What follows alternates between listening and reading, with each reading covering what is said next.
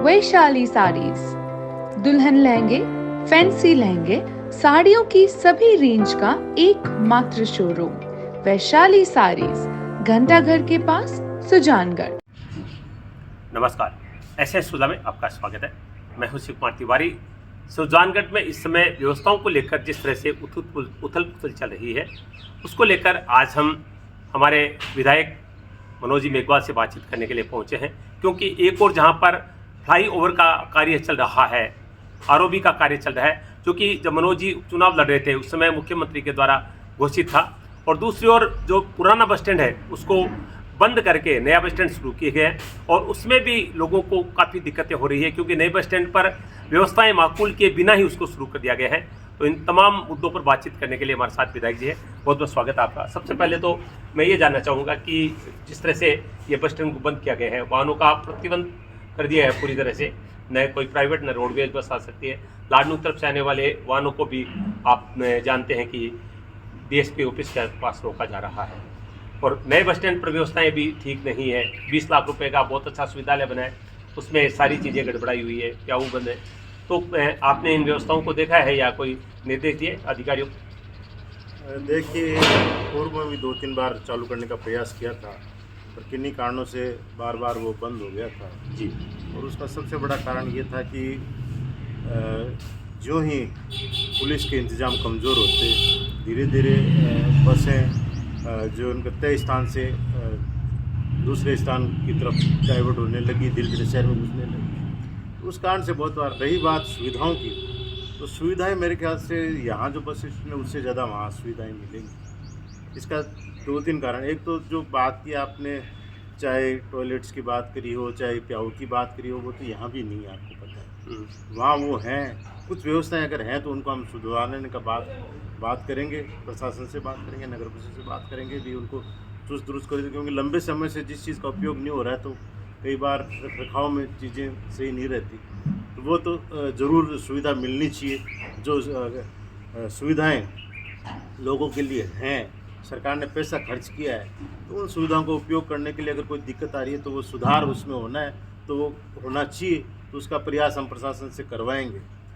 दूसरी बात, 2-3 जो व्यावहारिक दिक्कतें आ रही है उसके बारे में मेरी कलेक्टर साहब से भी बात हुई थी 2 दिन पहले, तो उन्होंने मुझे ये कहा था कि एक बार हफ्ते 10 दिन अपन देखते हैं क्या क्या दिक्कतें आती हैं, उसके बाद में एक साथ उनका सर्कुलर निकाल कर उनमें संशोधन करेंगे, क्योंकि बार बार अगर अपन जल्दी करेंगे तो उससे व्यवस्थाएं बन नहीं पाएगी। तो जो व्यावहारिक दिक्कत आ रहे हैं उसका फिर एक साथ अपन समाधान करेंगे।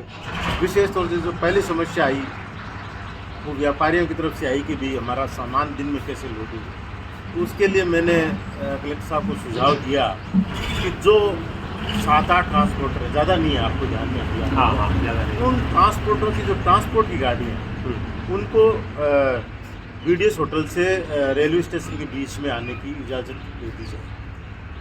सिर्फ उन्हीं गाड़ियों को, जो ट्रांसपोर्टर की गाड़ी है, जो ट्रांसपोर्ट का माल आती है, उनको बीडीएस से रेलवे स्टेशन के बीच में, जहाँ उनके गोदाम है, उन गोदामों में वो जाके खड़ी हो जाए गाड़ी, और वहाँ से जो छोटी गाड़ियाँ हैं ट्रांसपोर्टर भेज दें। तो अभी भी उनकी वही व्यवस्था है कि उन व्यवस्थाओं के माध्यम से, चाहे पिकअप हो या जो भी छोटा साधन हो, उसके माध्यम से, ऑटो के माध्यम से वो डिलीवरी उनके संबंधित गोदाम में हो, दुकान में हो, जहाँ भी वो हो जाए।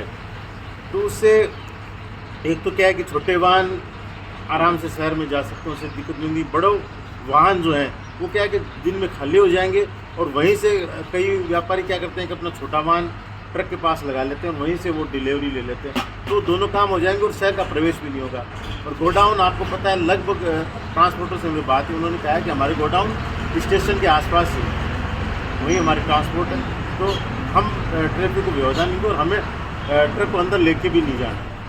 तो रेलवे स्टेशन जो है वहाँ तक उनको एंट्री दे दीजिए, वहाँ रोक दिया जाए, और उनको कहा जाए उनकी गलियों में ट्रांसपोर्ट, तो उनको वहाँ खड़ा करके वो खाली करने। एक तो वो व्यावहारिक बताई, तो उन्होंने कहा हम इसकी जो व्यवस्था करने का प्रयास करें। दूसरी दिक्कत लाडनू बस स्टैंड की, तो मैंने उसको कहा कि भाई लाडनू बस स्टैंड बहुत पुराना बस स्टैंड है, उसके लिए जो लाडनू की साइड की बसों का है उसकी तरफ से इस तरह से व्यवस्था की जाए कि वो लाडनू बस स्टैंड पे आकर वहीं से घूम के वापस निकल जाए। लंबा चक्कर रहेगा नहीं रहेगा, देखो वो तो बस वालों को और जो भी है उनको भुगतना है। ट्रकों की एंट्री तो देखो बंद करनी पड़ेगी, उनके तो जो 10 से 6 वो करनी पड़ेगी। ट्रांसपोर्टरों के लिए हमने बात बताई है। लाडनू बस स्टैंड के लिए आप या तो लाडनू बस स्टैंड या पुड़िया तक, जहाँ गणेश मंदिर तक, तो वहाँ तक इनको परमिशन दी जाए। तो वहाँ क्या है कि ऑटो स्टैंड में बना दिया जाए, तो ऑटो भी रहे, लगभग उधर की सवारियाँ उधर में आती है, तो उनको तो जरूरत ही नहीं है, बाजार से भी करीब है, तो उनको तो वैसे जरूरत नहीं, आसपास के लोगों को तो ऑटो की होती, और उनके तो यहाँ से जाओ और वहाँ से जाओ नज़दीक पड़ता है। रही बात ट्रैफिक की, तो उन बसों को फिर वापस वहीं से डाइवर्ट करवा दिया जाए, ताकि वो शहर में नहीं आए और शहर में नहीं, क्योंकि पुराने बस स्टैंड आते हैं तो वही व्यवस्था पुरानी हो जाएगी। तो लाडनू बस स्टैंड जो है उसको उधर का उधर ही जो डिप्टी ऑफिस से पहले ही जो रोकने की व्यवस्था कर रहे हैं, तो उससे थोड़ी सी दिक्कत ये आ रही है कि वो आए कैसे वहाँ से शहर में, मैं तो वो इस बस स्टैंड पर उतर पाते हैं न उस बस स्टैंड पे। मेन बात मैं आपसे जानना चाहूँगा कि इतना बड़ा बस स्टैंड है, केंद्रीय बस स्टैंड, वहाँ पर बोर्ड भी लगा है, पिछले काफ़ी वर्षों से कर्मचारी नहीं है, यहाँ भी नहीं था, वहाँ पर रोडवेज का कोई कर्मचारी नहीं, बुकिंग नहीं है, बसों की बुकिंग नहीं हो रही है, तो बसों को पाबंद भी नहीं किया जा सकता है। अब पुलिस वाले खड़े, इतने दिन तो पुलिस वाले उन बसों को अंदर भेजने पर मजबूर कर रहे हैं, लेकिन अगर जैसा आप कह रहे हैं कि पुलिस वाले ही व्यवस्था देख रहे हैं, तो ये कोई व्यवस्था नहीं हुई।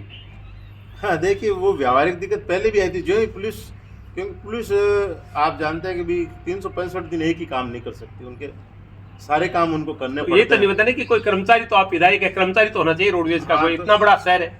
उसके बारे में मैं बात करूंगा, अधिकारियों से भी, ऊपर विभाग की बात करूंगा, मंत्री जी से भी, पहले भी हम बस स्टैंड चालू करने के बारे में बात करी, और बात करूंगा उनसे भी कि भाई कोई न कोई, क्योंकि पहले भी एक कर्मचारी यहाँ बुकिंग में बैठता था, आपको जाना, वो भी रिटायर हो गया, शायद 4-6 महीने हो गए, उसके बाद कोई कर्मचारी नहीं। उसके बाद उनसे कहूँगा कि भाई चाहे संविदा पे लगाओ चाहे परमानेंट लगाओ, बस स्टैंड है तो बस स्टैंड आपके सुपुर्द है, तो आपको इसकी व्यवस्था करनी पड़ेगी। उसमें एक आधा परमानेंट कर्मचारी में, उसके अलावा जो गार्ड हैं और है उसको आपको संविदा पे रखने पड़ेंगे यहाँ पे, और ये व्यवस्था देखनी पड़ेगी, क्योंकि बिना गार्ड और बिना बुकिंग के कैसे चलेगा, अपन भी जानते हैं। वो व्यवस्था तो सरकार को करनी पड़ेगी, विभाग को करना पड़ेगा। अगर विभाग बसों का संचालन करता है तो उसको उसके लिए स्टाफ तो उपलब्ध कराना ही पड़ेगा।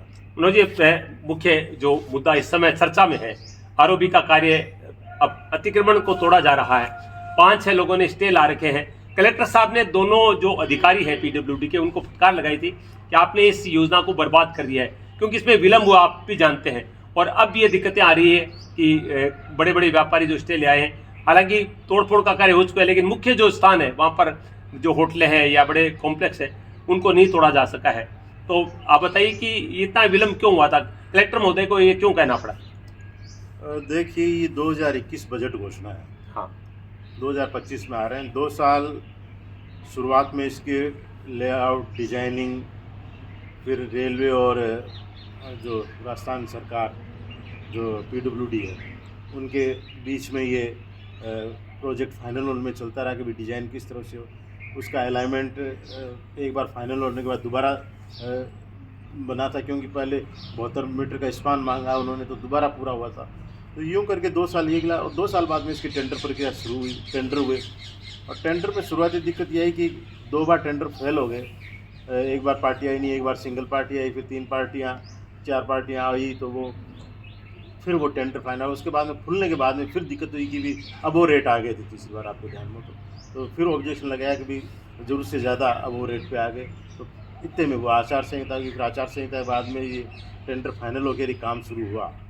तो डिले तो पहले से ही कम से कम 2 साल डिले एक तरह से मान्य हो गया। लेकिन इन दिनों जो डिले हुआ था वो प्रशासनिक कारणों से हुआ। ये टेंडर होने के बाद वर्क ऑर्डर हो गया, तो वर्क ऑर्डर होने के बाद में काम कम से कम 10-15 दिन बाद में शुरू हो जाना चाहिए था, तो वो डिले प्रशासनिक कारणों से हुआ। मैंने उनको उस समय भी कहा था कि एक बार आप काम शुरू करवाइए, तो काम के साथ साथ जो दिक्कतें आती हैं एनक्रोचमेंट्स की और की जितने भी हैं वो साथ में चलवाइए, क्योंकि अगर आप काम शुरू नहीं करोगे तब तक लोग को ये रहेगा शुरू नहीं होगा, शुरू होगा। एक बार काम शुरू हो जाएगा तो लोगों के दिमाग में हो जाएगा कि हम अतिक्रमण कर रखे हैं या हमारा बीच में आ रहा है, तो उनको वो अपने आप हटाना शुरू होंगे, और कोई व्यवहारिक दिक्कतें आएंगी तो सामने आ जाएगी। पर वो थोड़ा डिले हो गया, उसके बाद में चूरू भी हमारे बात हुई थी, अभी 7 तारीख को मीटिंग थी, उस दिन भी हमारी बात हुई थी। उस समय मैंने कहा जो ठेकेदार संबंधी कॉन्ट्रैक्ट वो आया बैठा है, अभी शुरू नहीं हो रहा, आप बैठ के बात करो। तो उन्होंने कहा मैं आ रहा हूँ, बात करता हूँ। उसके बाद वो आए और उन्होंने शुरू करने की बात की, और शुरुआत अतिक्रमण जो किन्हीं कारणों से हुए हैं, जरूरी नहीं कि उन्होंने जानबूझकर अतिक्रमण, बहुत से कारण हैं भी, कुछ तो बहुत पुराने, आपको पता होगा। हाँ, बहुत पुराने हैं। उस समय अवेयरनेस के अभाव में या किन्हीं कारणों से वो अतिक्रमण, हालांकि ये 120 जो फुट रोड है वो शुरू से ही है, कोई नई नहीं है। जब से पुराना स्टेट हाईवे 20 नंबर था, धीरे धीरे अलग अलग है। शुरू में ये 20 नंबर स्टेट हाईवे था, तब से ये 120 फुट रोड थी। तो उसको तोड़ने की बात, इस समय कुछ अतिक्रमणों की बात तोड़ने की आई है, तोड़े भी लगभग। अभी मेरी कल ही बात हुई थी पेट्रोल से, उन्होंने कहा कि हमने लगभग क्लियर कर दिया। अब सिर्फ 6 वो हैं जिनके स्टे हैं, उनको स्टे वेकेट करा कर उनको भी हम करवा देंगे, और काम हम शुरू कर रहे हैं। अब जो स्टे हैं वो पड़े रहेंगे, हम काम शुरू कर रहे हैं, और उनको जो सही कोर्ट की प्रक्रिया है, महीने 20 दिन में हम तारीख होगी, उस तारीख पे हम कोशिश करेंगे उनको स्टे को तुड़वा के, और उसके बाद में वहाँ से हटा के और उसको करने का। सालासर में भी इस समय अतिक्रमण वाला मामला चल रहा है। अभी आपने न्यूज़ों में देखा था कि बहुत सारे ठेले वाले हैं, आरोप लगा रहे हैं कि भेदभाव रखा जा रहा है, बड़े लोगों को परेशान नहीं किया जा रहा है, हमें हटाया गया है। टंकी पे भी चढ़ गए थे लोग, और कुछ उन पर FIR भी दर्ज की गई। सालासर का मसला अलग तरह का है। वहाँ क्या है कि मंदिर जो है, मंदिर के चारों तरफ लोग रोज़गार के लिए बैठे हैं, और पुराने अगर बात करें तो उस समय नहीं था ट्रैफिक था, नहीं थी भीड़ भाड़ थी। भीड़ बढ़ गई, और गांव था उस समय छोटा सा, उस हिसाब से लोगों ने दुकानें बना रखी थी, और उनके टीन शेड वगैरह बाहर थे, ठेले वाले भी अंदर तक बैठते थे और अपना रोज़गार कर रहे थे। रोज़गार देखो, हर जहाँ रोज़गार उत्पन्न होता है वहीं लोग आएंगे और रोज़गार की तलाश में आएंगे। तो लोग अपने रोज़गार के लिए बैठे थे, अपना पेट पाल रहे थे। धीरे धीरे ट्रैफिक बढ़ गया, भीड़ भाड़ बढ़ गई, तो कुछ दिक्कतें आने लग गई। तो उसके लिए प्रशासन ने कई बार किया। कुछ तो ऐसे अतिक्रमण हैं जिनको वास्तव में हटना चाहिए, कि भी लोग दुकानें जो है वो 10-10 फीट आगे आ गई, 20 फीट आ गई, उनके दुकान है, आप दुकान तक रहें तो मिले। कुछ जो ठेले वाले और हैं जो अब जगह संकड़ी हो गई, उनको लिए प्रशासन, वो बरसों से वहाँ काम कर रहे हैं, रोज़गार कर रहे हैं, तो उनको भी कुछ ऐसी व्यवस्था दी जाए कि वो भी अपना ठेला भी लगा लें, अपना रोज़गार भी कर लें, और व्यवस्था भी न रहे। प्रशासन को देखना है कि एक तरफा आप भेदभाव नहीं कर सकते। ठेले वाले भी वो कोई नए नहीं है, उनके लिए भी आपको कहीं ना कहीं स्थान देना पड़ेगा, उनके रोज़गार के लिए। दुकानों को भी आपको समझाइश करनी पड़ेगी कि आप थोड़ा सा आप जगह आवागमन के लिए दें। कि भी पहले अलग बात थी कि पहले इतना भीड़ भाड़ नहीं था, इसलिए आगे तक बढ़े हुए थे लोग, बेंचें आगे तक लगा रखे थे, आगे तक सामान पड़े थे। अब जितनी आपकी दुकान है वहाँ तक आप सीमित रहें, तो भी जो दर्शनार्थी है वो आएगा, पूजा का उसको सामान लेना है, उसको प्रसाद लेना है, तो व्यवस्था तो प्रशासन को देखनी पड़ेगी। और जो ठेले वाले उनको भी कहीं ना कहीं मानवता के नाते उनको भी देखना पड़ेगा। बहुत बहुत धन्यवाद बातचीत के लिए। वे थे विधायक मनोज मेघवाल, जिन्होंने जो अभी चर्चित मुद्दे उन पर बातचीत उनसे की गई, जिसमें ROB का मामला है, चाहे जो अभी बस स्टैंड का मामला है, और सालासर में अतिक्रमण का मामला है। तो निश्चित रूप से इनमें बहुत ज़रूरी है कि राजनीतिक, प्रशासनिक और आम लोग तीनों मिलकर इन तमाम मुद्दों पर चर्चा करके इनको सुलझाएं, ताकि ROB का काम सबसे बड़ा कार्य है, सुजानगढ़ के विकास से जुड़ा है, वो जितना जल्दी पूरा होगा सुजानगढ़ उतना ही तेज़ी से विकास करेगा। बस स्टैंड की जहाँ तक बात है, पुराना बस स्टैंड है, वो कंजेस्टेड जगह है, भीड़ बढ़ने लगी है, तो नए बस स्टैंड को व्यवस्थित ढंग से प्रशासन देके, राजनीतिक रूप से उनको संरक्षण देकर वहाँ पर कर्मचारियों की नियुक्ति की जाए, ताकि बस स्टैंड ठीक तरह से चल सके। और सालासर में विधायक महोदय कह रहे हैं कि जहाँ पर भीड़ रहती है, जहाँ लोग आते हैं, वहाँ पर रोजगार के लिए लोग पहुँचते हुए, तो उनको भी कोऑपरेट करके उनको भी कहीं जगह दी जाए, ताकि वो लोग भी ये नहीं सोचे कि हमारे साथ भेदभाव किया जा रहा है। ऐसे सुलह के लिए मैं शिव कुमार तिवारी, अपने सहयोगी विवेक तिवारी के साथ आप सबका धन्यवाद। नमस्कार।